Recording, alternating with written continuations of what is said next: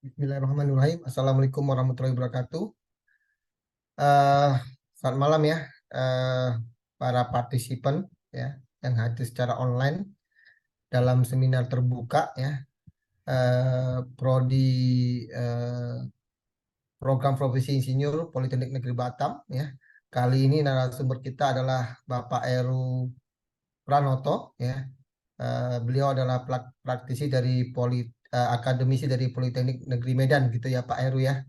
Koreksi Benar, saya Pak. kalau salah. Ya, malam ini cukup menarik ya judulnya. Jadi kalau kita baca di flyer yang dibagikan oleh Poltek Batam itu adalah desain dan implementasi sistem monitoring bus Trans Binjai pada Binjai Smart City ya. Jadi salah satu sistem ya yang diberlakukan untuk Smart City. Jadi cukup menarik ya. Yang kita ketahui saat ini banyak sudah masuk 4.0 ya. Jadi banyak ya sistem yang lebih terintegrasi kira-kira gitu. Nah, bersama saya ada Pak Insinyur Sudomo IPM ya. Sebentar lagi akan APEK juga ya di Bali nanti. Jadi dan tidak lupa ya eh, Mas Imam Hidayat ini yang sering men-share eh, flyer-flyer dan selalu aktif nih dalam membantu kita untuk menambah ilmu seperti ini. Kira-kira gitu. Jadi rundown kita adalah pembukaan ya yang saat ini eh,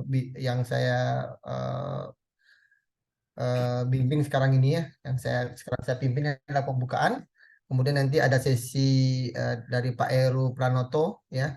Jadi Pak Heru nanti kita kasih waktu sekitar 20 menit ya gitu Pak Heru ya untuk memaparkan ya Siap, Pak. eh, seminar keinsinyuran dari beliau ya dengan judul yang tadi telah saya ungkapkan. Nanti setelah itu silakan rekan-rekan ya yang hadir di sini untuk melakukan sesi tanya jawab ya.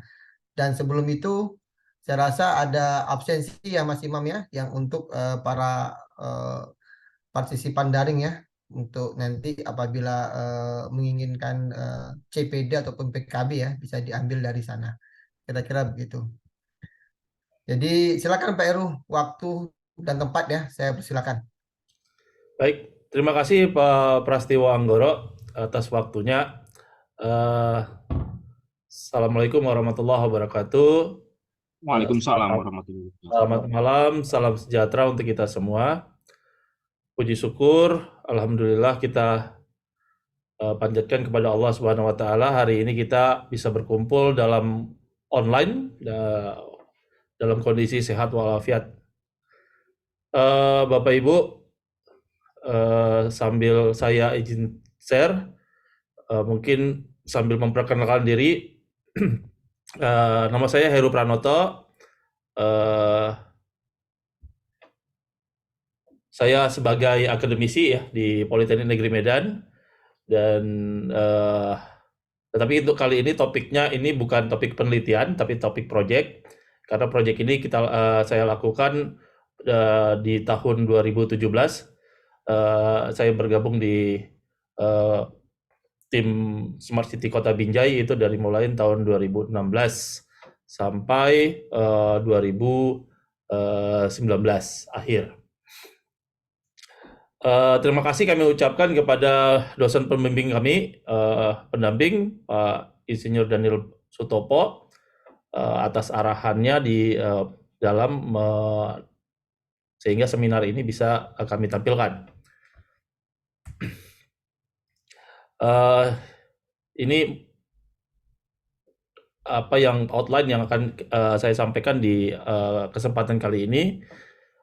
Studi kasus itu desain dan implementasi sistem monitoring Trans Binjai pada Binjai Smart City atau Smart City Kota Binjai.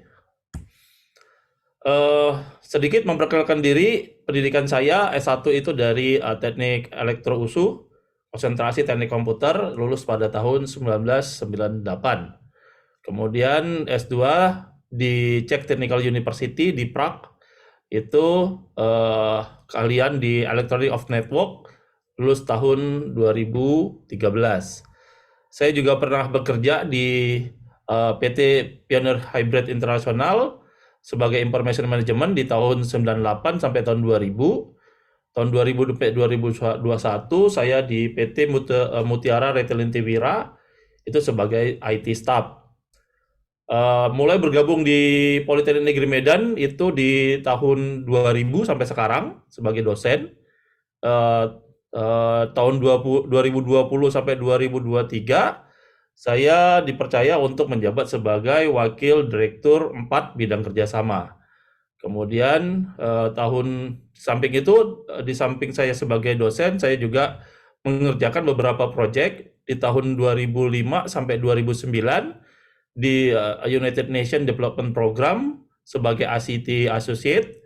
Kemudian di tahun 2009 sampai 2010 di United Nations Joint Strategic Program itu sebagai data analis.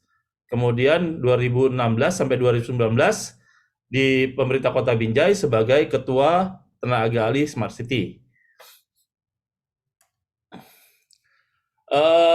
Pada kali ini saya ingin mengangkat sebuah studi kasus yang pernah saya lakukan, proyek yang pernah saya lakukan pada Binjai Smart City, yang salah satunya itu adalah sistem monitoring Trans Binjai. Trans Binjai ini transportasi smart transport yang didesain untuk angkutan di internal Kota Binjai, menghubungkan beberapa tempat di Kota Binjai antar kecamatan. Ada beberapa Binjai Smart City, program Binjai Smart City. Di samping smart transport ada beberapa program, ada smart ekonomi, ada aduan masyarakat, ada e-government-nya yang dilakukan. Tapi kali ini saya akan mengangkat hanya sistem monitoring Trans Binjai pada Binjai Smart City. Ini dilakukan pada tahun 2017 oleh pemerintah Kota Binjai. Saat itu pemberi perintah langsung dari Wali Kota Binjai karena menganggap transportasi adalah bagian yang sangat vital di dalam membangun sebuah kota cerdas. Lokasinya di Kota Binjai, Sumatera Utara, lebih kurang 20 km dari Kota Medan. Durasinya selama 1 tahun. Kemudian jabatan saya sebagai Ketua Tim Smart City menanggungjawabi semua aktivitas Smart City, termasuk sistem monitoring Trans Binjai.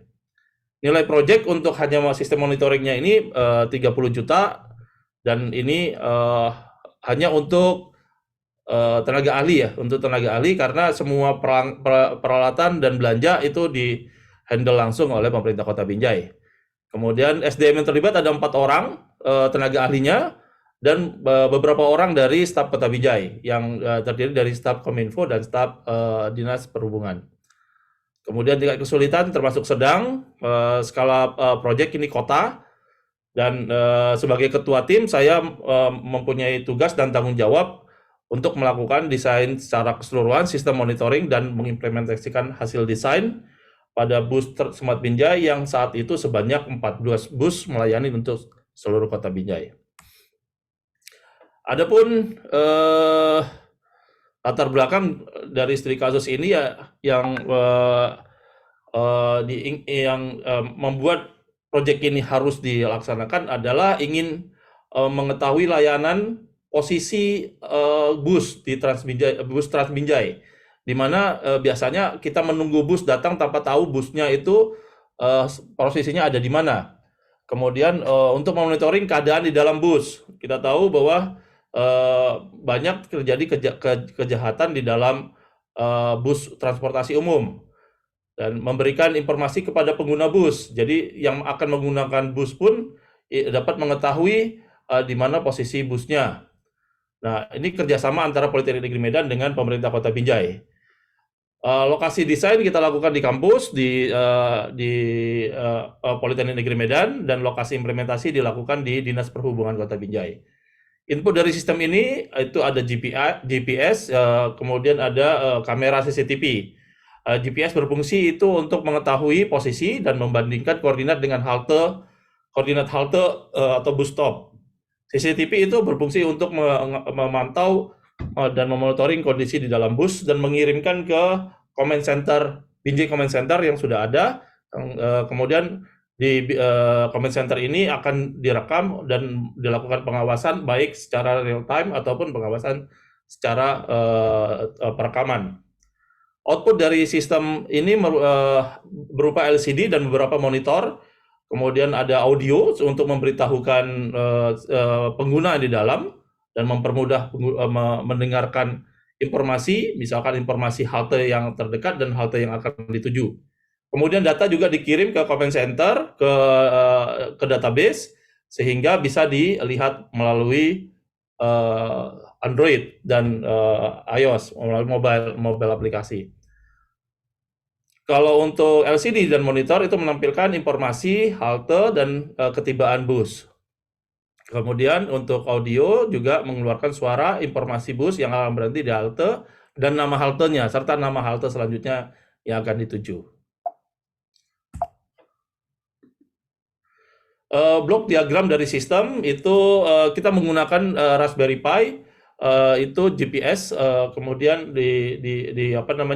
informasi dari GPS itu akan diteruskan melalui internet ke server database. CCTV dalam hal ini include di dalamnya network operating systemnya, kemudian menginformasikan Raspberry Pi berfungsi sebagai controller untuk pengiriman datanya.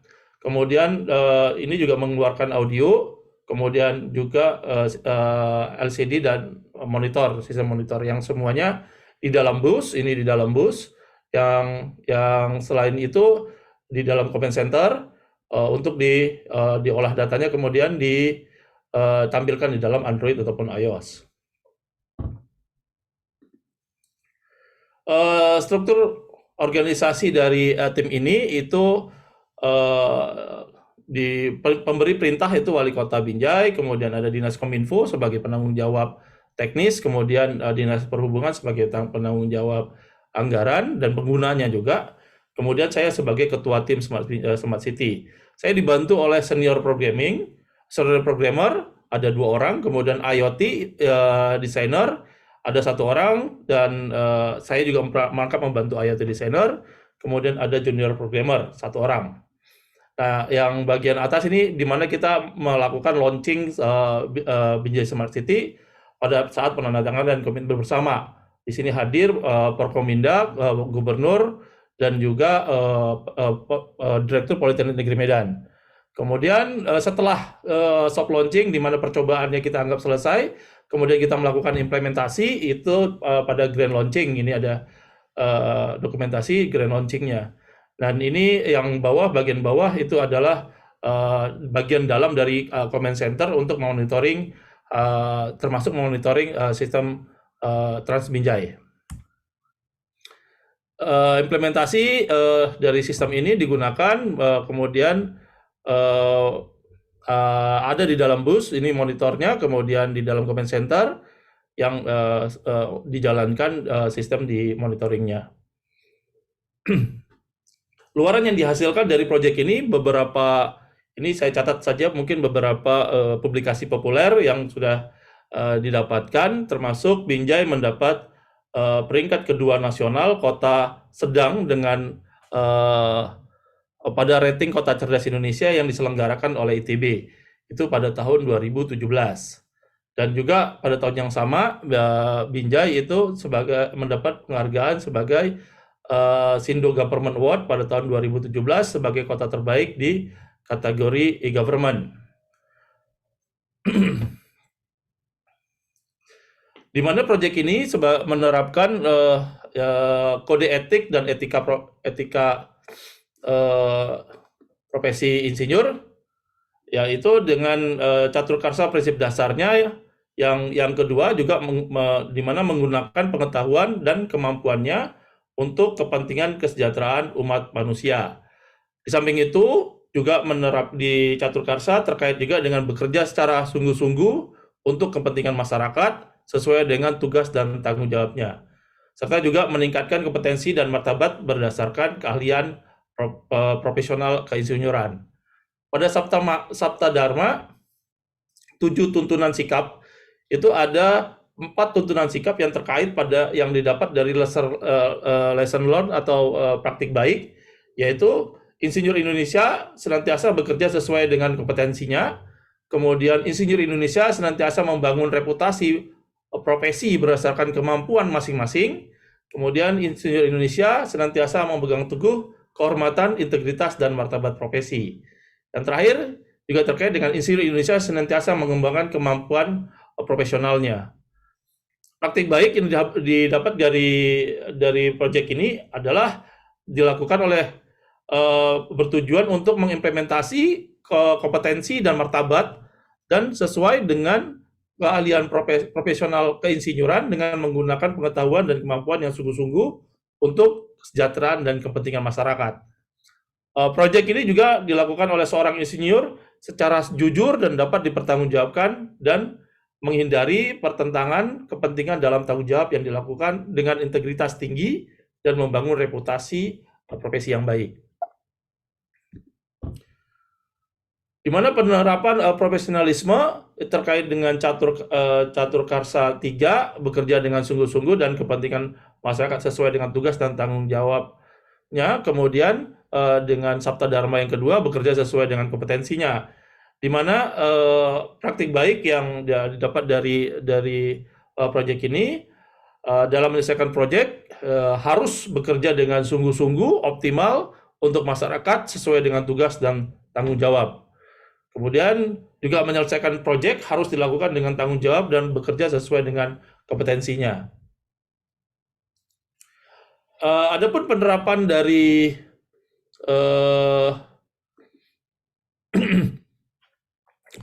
keselamatan, kesehatan, dan kesejahteraan, serta kesehatan kerja dan lingkungan, itu ada menyangkut pada catur karsa 2 dengan menggunakan pengetahuan dan kemampuan untuk kepentingan kesejahteraan umat manusia.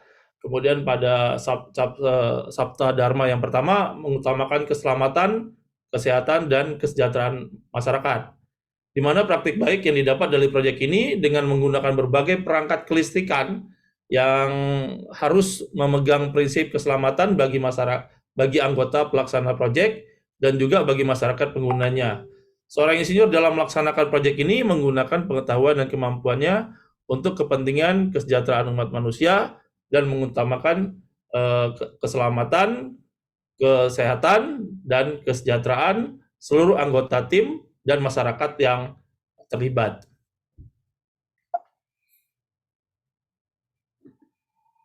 Adapun kesimpulan dari seminar dan proyek ini, itu profesi insinyur yang melakukan proyek berupa kegiatan proyek atau kegiatan penelitian pengabdian kepada masyarakat harus memahami dan melaksanakan prinsip kode etik dan etika profesi, profesionalisme, dan K3L atau keamanan, kesehatan, keselamatan kerja, dan lingkungan. Kemudian dari prinsip catur karsa menuntut seorang insinyur menjadi insan yang memiliki integritas, budi pekerti luhur, dan semata-mata bekerja mendahulukan kepentingan masyarakat dan umat manusia daripada kepentingan pribadi, dan terus mengembangkan kompetensi dan keahlian.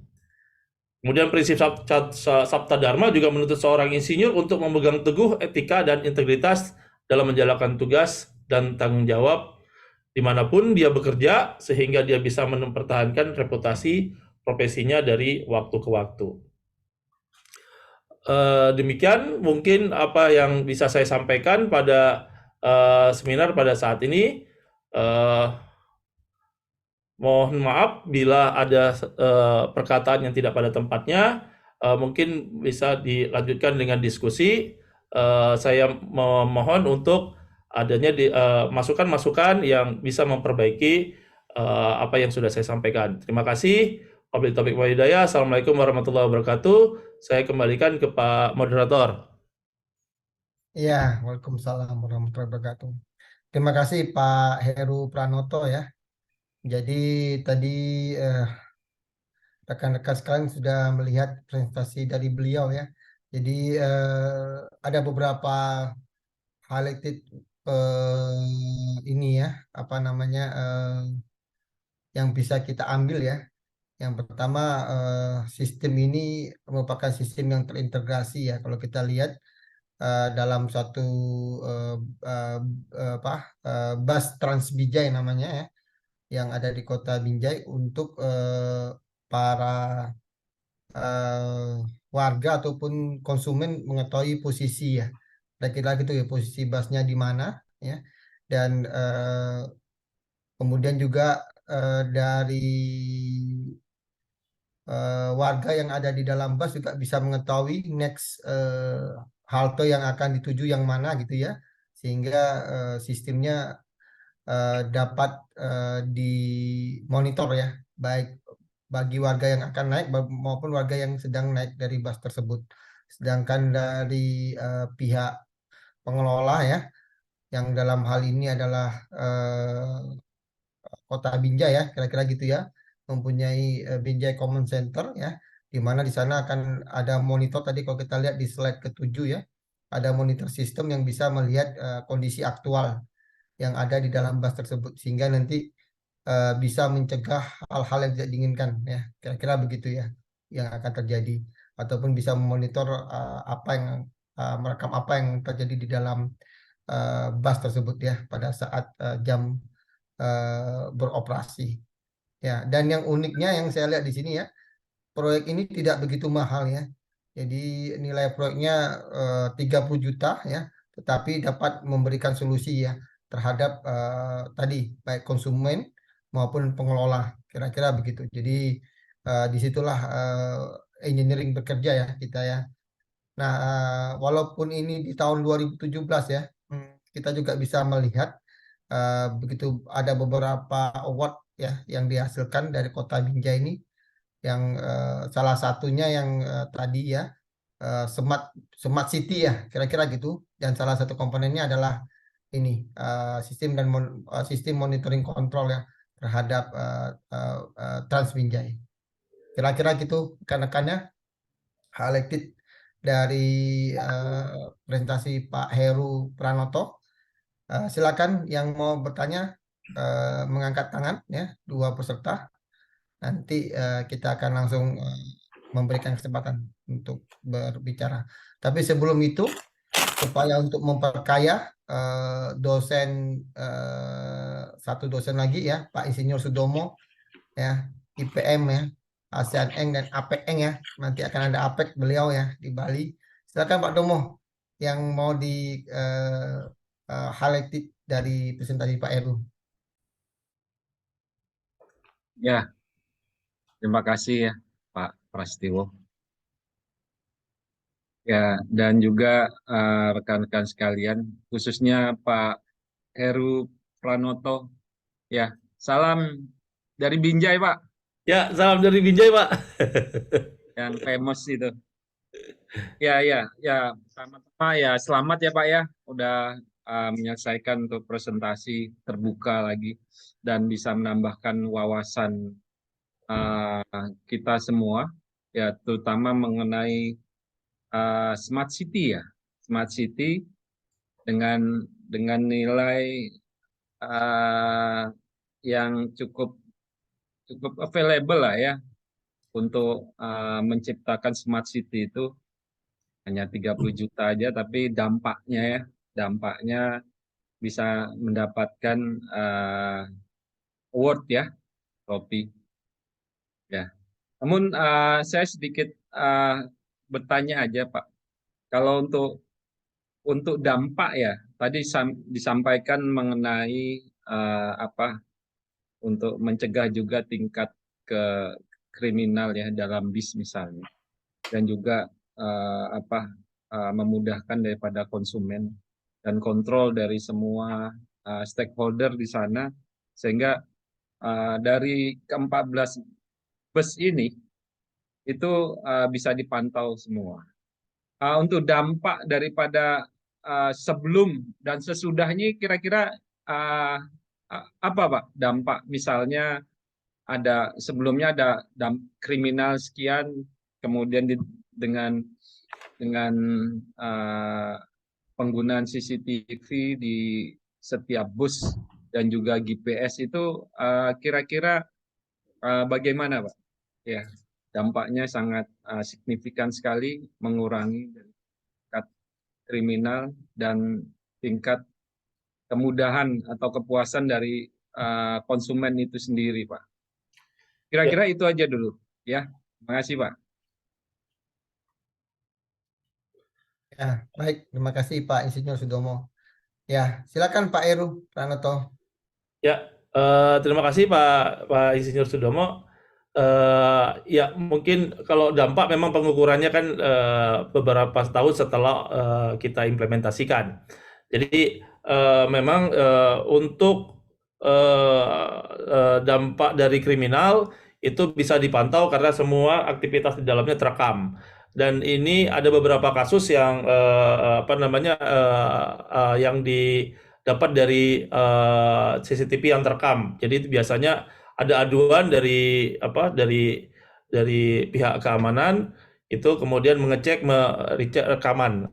Karena lebih banyak rekaman karena kalau live itu ada 14 bis terkadang tidak terkontrol semuanya oleh si operatornya. Kemudian untuk apa namanya mengurangi tingkat kemacetan juga karena ini juga terdampak karena hanya berhenti pada halte yang ditentukan, tidak berhenti pada mana saja. Memang ini ada kesulitan pada tahun 2017 itu karena belum banyak yang mengimplementasikan sistem bis seperti ini. Masyarakat juga belum terbiasa sehingga masih banyak yang memberhentikan bus di tengah jalan gitu, tidak naik atau turun di halte. Dan ini ditunjang oleh kedisiplinan supirnya juga, kedisiplinan yang pengemudi untuk tidak berhenti di sembarang tempat. Kemudian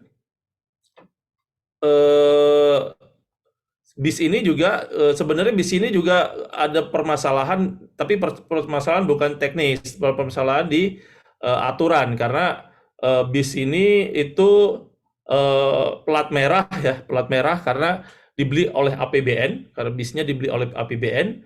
Kemudian setelah bisnya dibeli APBN untuk menarik apa namanya tarif dari masyarakat, nah itu yang tidak diizinkan karena harus di backup dengan perda atau dengan aturan-aturan tentang tarif. Sehingga bis ini berhenti karena itu, bukan karena masalah teknisnya, tapi karena harus dilaksanakan oleh pihak ketiga atau di luar supaya dapat tarif yang diizinkan untuk mengutip tarif dari masyarakat. Nah, itu yang jadi masalah. Kalau teknisnya itu sebenarnya ini banyak dampak yang positif yang didapatkan Pak Sudomo karena terus terang memudahkan transportasi, kemudian khususnya untuk anak sekolah karena halte yang dibuat itu menghubungkan antar pemukiman dengan sekolah-sekolah. Jadi setiap sekolah di Kota Binjai itu mempunyai halte yang disinggahin oleh Trans Binjai. Kira-kira itu Pak Sudomo dampaknya. Tapi memang saya tidak bisa mengungkapkan angka-angkanya berapa penurunan angka kriminalnya, berapa penurunan angka kemacetan lalu lintasnya. Karena tidak sampai ke situ untuk mengukur dampak positif yang didapat dari Trans Binjai ini. Ya, baik, Pak. Terima kasih atas penjelasannya. Terima kasih Pak Prasetyo. Monggo untuk yang lain. Ya, terima kasih Pak Insinyur Sudomo ya. Ya, rekan-rekan, tadi sudah dimulai oleh Pak Insinyur Sudomo. Silakan rekan-rekan lain. Kira-kira ada yang mau disampaikan nih. Saya lihat ada 20-an ya.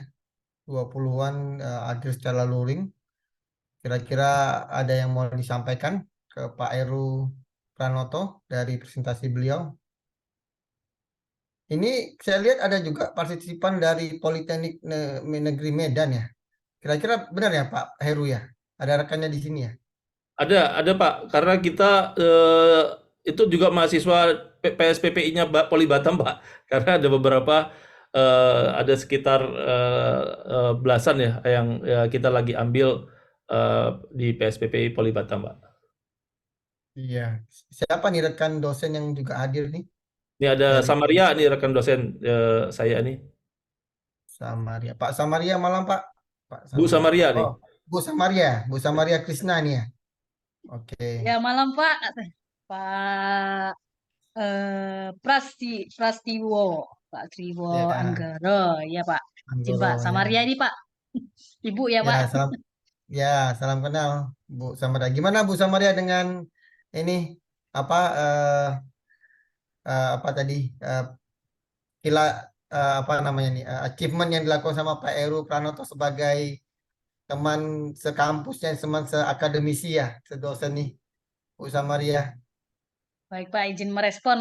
Saya mohon izin dulu Pak ya, nggak ngaktifin kamera, takut nggak stabil sinyalnya Pak. Siap Bu Samaria. Silakan Bu. Eh, Monggo, monggo. Terkait proyek yang di handle Pak Heru 2017 itu karena saya belum ada di Polmed dan di 2023 ini saya dapat informasi Bapak Heru menghandle itu proyek yang luar biasa kalau menurut saya Pak. Dan sistemnya sudah bisa berjalan hingga mendapat achievement itu sudah luar biasa kalau menurut saya Pak.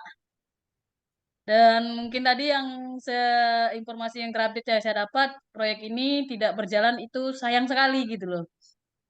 Bukan karena memang sistem kerjanya yang tidak berjalan dengan baik, tapi memang ada regulasi-regulasi yang bisa di tidak bisa direalisasikan untuk saat ini gitu. Kalau menurut saya proyek yang dikerjakan Bapak sudah mencerminkan kita sebagai insinyur nanti ke depannya Pak. Seperti itu Pak dari saya. Ya. Bu Samaria pernah naik ini Iya Pak, Bistrannya Binjai, pernah naik? maaf Pak. Ya, pernah naik di situ Bu. Bis Trans itu pernah naik sebelumnya. Saya belum pernah Pak. Belum pernah ya? Iya, Oh karena iya iya belum iya. stay di Medan Pak. Oh, waktu itu belum selesai di Medan ya. Iya Kapan Pak. terakhir bus ini beroperasi ya Pak Heru ya? Kalau boleh tahu. Terakhir beroperasi di tahun 2020, Pak. Oh 2020 ya. Ya. Ya. Baik, Pada baik. saat COVID itu mungkin karena untuk menekan COVID juga busnya tidak beroperasi, tapi setelah COVID berakhir nggak operasi lagi, Pak. Oh iya, baik. Itu barangkali bisa brainstorming ke Batam ya. Ya, saya lihat Batam kan ada juga bis trans ya, yang mana juga melayani rute-rute yang lumayan panjang ya dari tempat saya itu Batu Besar sampai ke ujung kalau saya tak salah sampai ke Batu Aji ya. Juga ada bis trans barangkali itu metodenya bisa kita ini kan aplikasikan ya. Kira-kira dari Medan ada lagi ya nih. Mau nanya aja nih yang pernah merasakan bis Binjai ya, bis Trans Binjai sama aplikasi tersebut itu seperti apa pengalamannya sih? Kira-kira siapa Pak Eru yang ada di sini nih? Yang Ini ada Bu Aprita, Pak, nih, Pak. Bu Aprita ini mungkin Pak, saya nggak tahu juga dia pernah nyoba Transbinjai itu atau enggak nih. Karena ini yang dosen-dosen ini punya mobil semua, Pak, jarang pakai transportasi umum jadinya. Oh iya. Iya, iya, iya. Ya, Bu Afrita nih ya, Afrita Amelia. Malam Bu. Ini lagi di Finlandia nih kayak Pak. Pak Bu Lagi Aprita di ini lagi. Finlandia ya. Oh iya iya. Ya banyak keluar ya. Ini dari ini. Baik. Ya kira-kira kalau dari saya sih pingin memperdalam apa user experience ya saat menggunakan Bistrans Pinjai gitu. Karena sistem aplikasi ini kan sebenarnya sudah banyak di negara maju gitu. Tapi kalau kita dengan tadi yang presentasi Pak Heru ya, dengan biaya yang minimal tapi bisa menghasilkan satu efek yang domino yang lumayan besar itu kan itulah fungsinya seorang engineer di sana kan. Benar, Nah Pak. ini yang coba saya tangkap dari situ karena kalau untuk di Batam Pak kita juga ada bis trans cuma dalam tanda kutip masih belum sepopuler apa moda transportasi lain yang ada di Batam lah. Tapi bis trans ini cukup cukup ini cukup apa biayanya cukup tidak begitu mahal ya, tapi cukup melayani rute yang lumayan jauh kalau menurut saya ya. Dan itu juga ada di haltenya juga ada di setiap tempat-tempat yang penting lah gitu. Kayak saya kan berada di sisi barat kota Batam ya. Ya sisi barat ujung ya. Itu sampai di sana itu. Benar, Jadi Pak. melayani sampai sisi ke selatan ya, kota Batam ujung. Itu kalau tidak salah. Bis Trans Batam namanya. Kira-kira gitu. Jadi barangkali nanti bisa di brainstorming lah mengenai sistem aplikasi ini. Jadi sistem aplikasi ini bisa diinstal di Android ya? Kita Bisa kira gitu ya, Pak? diinstal di Android, Pak. Di Android dan bisa di iOS, Pak. Eh, Iya. eh, sayangnya memang aplikasi ini sebenarnya bukan belum pernah diterapkan di mana saja. Ini banyak diterapkan di negara-negara maju yang transportasinya mudah diakses, Pak. Mungkin di kita yang masih belum banyak diterapkan. Bahkan mungkin di Jakarta sendiri, saya kurang tahu apakah ada aplikasi serupa. Tapi yang saya tahu di Surabaya itu baru diterapkan beberapa bulan yang lalu, Pak. Jadi terintegrasi, kalau nggak salah Warawiri namanya. Warawiri itu baru di launching beberapa bulan yang lalu. Baik, itu bisa ditampilkan nggak, Pak? Mungkin Pak Heru ya, kalau misalnya punya user interface-nya pada saat aplikasi itu berjalan, ada nggak kira-kira Kebetulan seperti saya nggak bisa demo? tampilkan, Pak. Emulatornya nggak bisa jalan di tempat saya, saya pakai Apple, Pak. Oh ya ya, Apple ini ya, emulatornya bisa jalan ya ya ya ya. Kalau bisa jalan kan enak kita lihat ininya ya, apa namanya user interface-nya Benar, di Pak. mana aplikasi tersebut kan. Jadi kalau di command centernya berarti memang full ya, full LED ya, LCD ya, TV-TV gitu untuk memonitor 14 bis itu ya. Benar, Pak. Kira-kira kemana ya? Tapi tidak hanya bis itu, karena di command center-nya itu ada juga monitor untuk level ketinggian air. Ada 2 sungai yang melewati kota Binjai yang dimonitor level ketinggian airnya. Kemudian juga sistem anggaran juga dimonitor di situ. Jadi setiap pembayaran belanja itu dimonitor di situ. Kemudian keluhan masyarakat juga dimonitor di situ. Jadi di comment center itu beberapa fungsi, Pak, nggak hanya fungsi yang monitoring Trans Binjai, nyampur semua, Pak. Tapi terekam semuanya. Iya terekam ya. Oke, terus barangkali ini siapa nih? Pak Bayu ya. Pak Bayu di mana nih? Ini bertanya mengenai rute. Saya sedang berada di Makassar, Engineer. Oh, Makassar ya. Oke, saya tanya Ya, dulu ya. Saya bacakannya. Engineer. Pertanyaannya gini, jika suatu rute bus terjadi pemotongan arah dan menembus rute yang telah ditetapkan dan terhubung sebelumnya, bagaimana strategi mengoptimalisasikan rute pada kondisi tersebut? Oh, maksudnya apabila terjadi ini ya, Tidak pemotongan sesuai arah dengan ya. Ya, kira-kira gimana Pak Heru? Pernah terjadi nggak itu anomali tersebut gitu? Bus, Pernah, Pak, pernah ya. terjadi. Mm-mm. Jadi pernah terjadi itu terekam di GPS-nya, karena GPS-nya si bus itu kemana saja terekam gitu.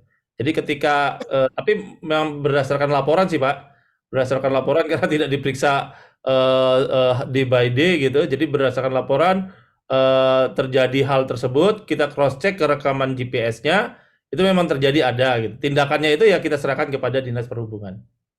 Oh, tindakannya ada ya.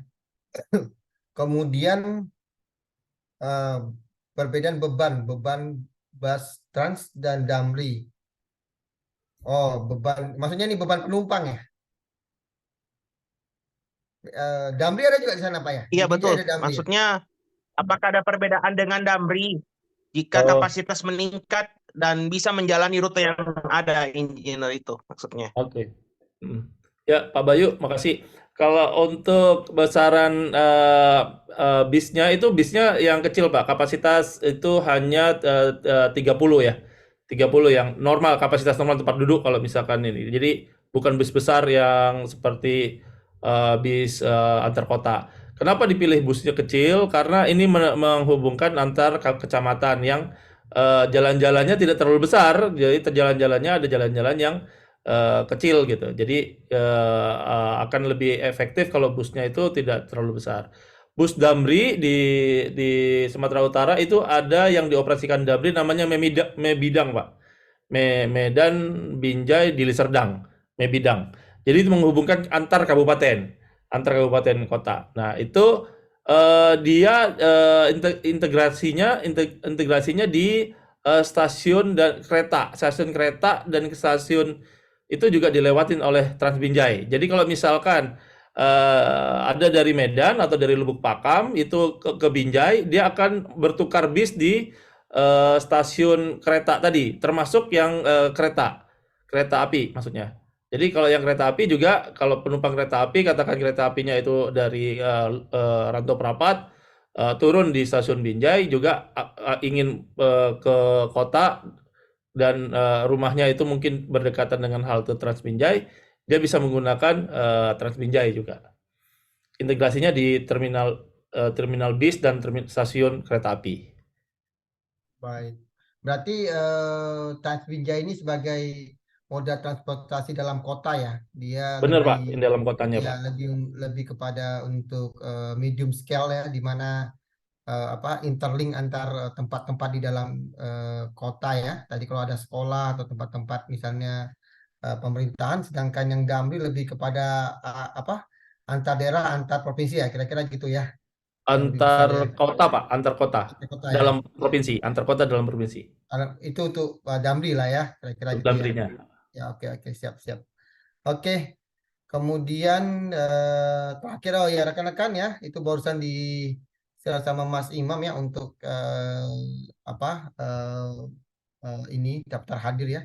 Kira-kira nanti yang ingin berkenan ya, silakan mengisi. Ada lagi yang mau bertanya? Saya buka sesi lagi. Ini kita udah 47 menit nih, tidak terasa ya di seminar ini. Sharing Boleh session dari Pak Heru. saya, Pak Pras. Dikit. Silakan Pak Domo. Pak Heru, mau tanya ini kan 2020 proyeknya ya. Sekarang udah nggak berjalan busnya kah atau Smart City-nya. smartnya, equipmentnya atau bagaimana? Proyeknya 2017 Pak, kalau yang bis. Oke. Mulai tidak berjalan lagi di tahun 2020 ya, saat COVID ya. Sampai sekarang belum aktif lagi. Untuk Smart City-nya itu comment center-nya itu masih berjalan Pak. Oke. Kemudian untuk yang monitoring Trans Binjainya otomatis tidak berjalan karena bisnya juga udah masuk kandang gitu. Mungkin biaya operasionalnya juga nggak nutupin karena mereka tidak bisa mengutip biaya dari masyarakat. Karena untuk mengutip biaya masyarakat itu harus ada perda yang ini, dan mungkin juga tidak dukungan dari DPRD-nya untuk menelurkan perdanya ini tidak sukses terlaksana juga saya pikir. Tapi saya kurang tahu di situnya, tapi alasannya alasan anggaran dan alasan politis lah Pak. Ya artinya itu bukan masalah aplikasinya yang sudah dijalankan untuk bus tersebut ya, tapi justru bus tersebut memang tidak jalan karena biaya operasionalnya tidak turun, kira-kira begitu. Benar Pak, tinggi. Jadi Binjai itu kota kecil dengan anggaran itu tidak sampai 1 triliun Pak.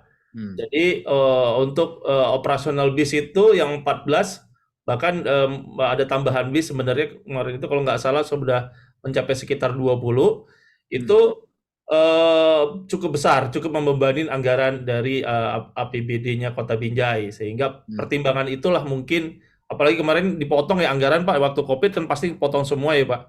Nah itu juga jadi pertimbangan lain Pak. Baik Pak.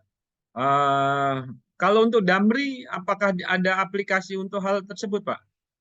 Karena Damri itu kan under langsung Dinas Perhubungan kan, artinya pusat. Ya. Seperti itu.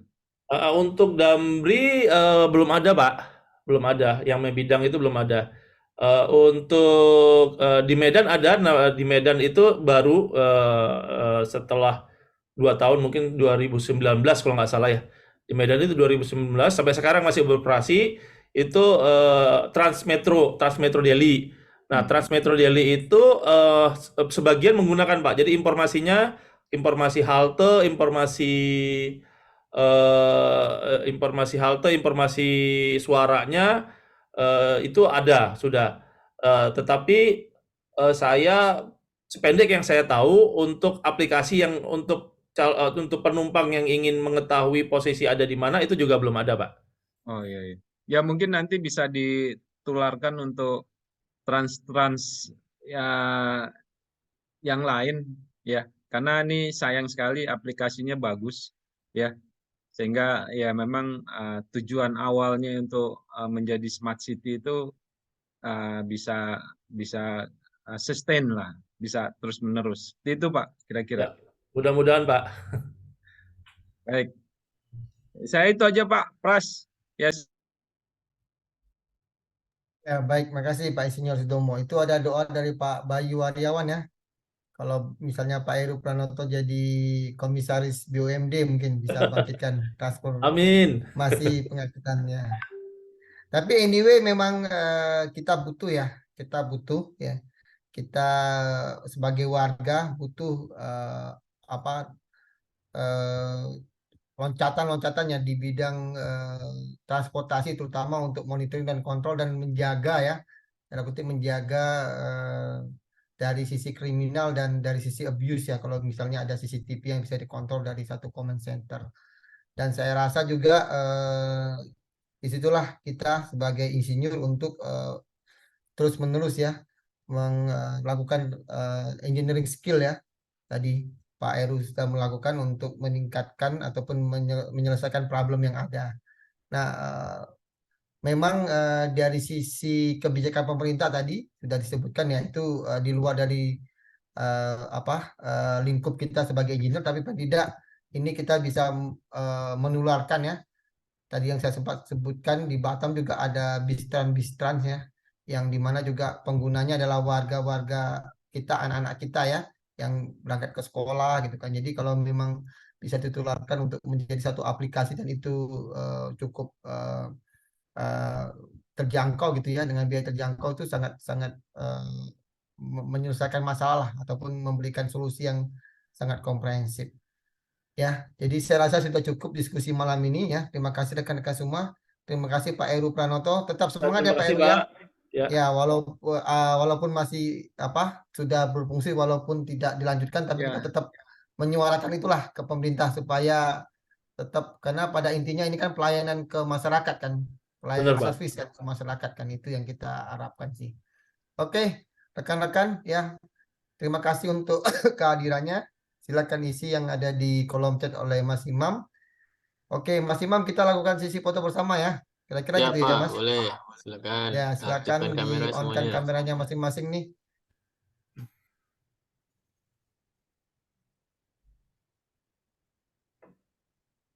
Ada berapa? Oke. Silakan ini. Tadi oke. Boleh Oke dihitung ya, Pak. Mas.